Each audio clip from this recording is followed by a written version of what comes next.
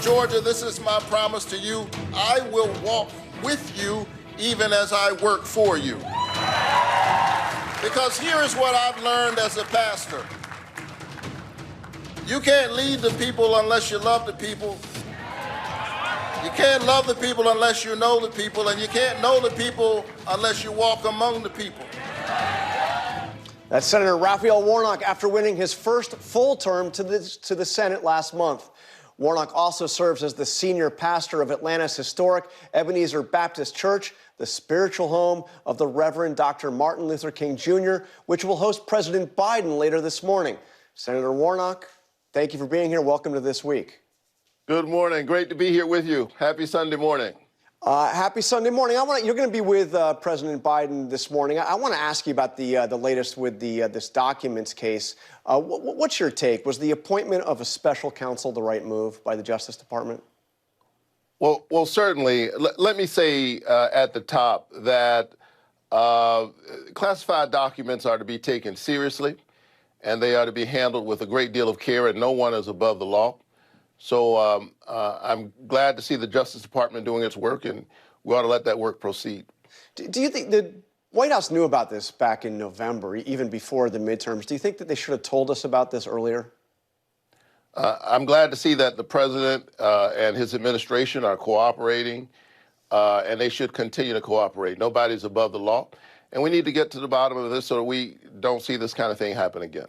But should they have told us about it in November? I mean, there's some Republicans are alleging cover-up. Even some Democrats have expressed some concern. Well, look, the Justice Department is engaged in the investigation, and that's one of the questions that I think they will explore, and I don't want to get in front of that investigation. Okay, let's turn to the congressional agenda. You're elected your first full term. You've run 5 times in the last 3 years, I believe. Obviously, an incredibly divided Congress. Realistically, what can you do working with the Republicans in this Congress? Well, listen, I came to the Congress and we were 50-50. We've got a lot of bipartisan work done. I'm the 18th most bipartisan senator in the Senate. I think that has something to do with being a pastor. You know, when you're a pastor, you have to welcome and embrace whoever comes through that door. And I look forward to getting good things done for the people of Georgia and for the American people. So House Republicans are saying that they want something in return for raising the debt limit, that there's got to be some controls on spending in exchange for raising the debt limit. You've heard from the White House that they will not negotiate. That's the message from the White House. No negotiation on this. The Republicans just have to raise the debt limit. Is that a mistake? I mean, you just said, you were the 18th most bipartisan. You campaigned on working with Republicans. Shouldn't the White House at least be open to negotiations?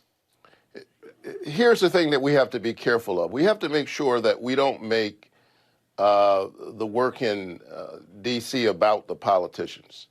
The fact of the matter is we can do deficit reduction. We can deal with our national debt. But at the same time, the last thing we ought to be doing is playing chicken with the American economy. We've been through the onslaught of a very long pandemic that has created a lot of challenges for the American families. They pay their bills. I think they expect the government to pay its bills. We can do this on a bipartisan basis as we've done time and time again. But I think we lose our way when we make the issue about the politicians. I'm focused on the people of Georgia. I'm focused on farmers who are trying their best to make it work, their businesses work in this tough economy. I'm thinking about ordinary workers who deserve a livable wage. I'm thinking about those who are trying to make their lives work.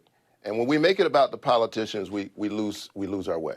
And obviously, if there's a default, a U.S. government default, it's going to affect everybody, all the people you just mentioned. Oh, absolutely. There's no question. The people who are on the margins, who are the most vulnerable, are the ones who would suffer the most when we put the full faith and credit of the United States government in jeopardy. We shouldn't be playing chicken with the American economy.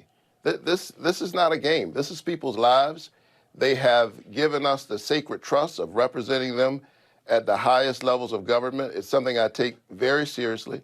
which is why I'm so deeply honored that the people of Georgia decided finally, after 5 elections, to give me a 6-year term, and I'm going to remain focused on them. You waited until after your victory in the runoff to endorse President Biden, so you're on record endorsing him.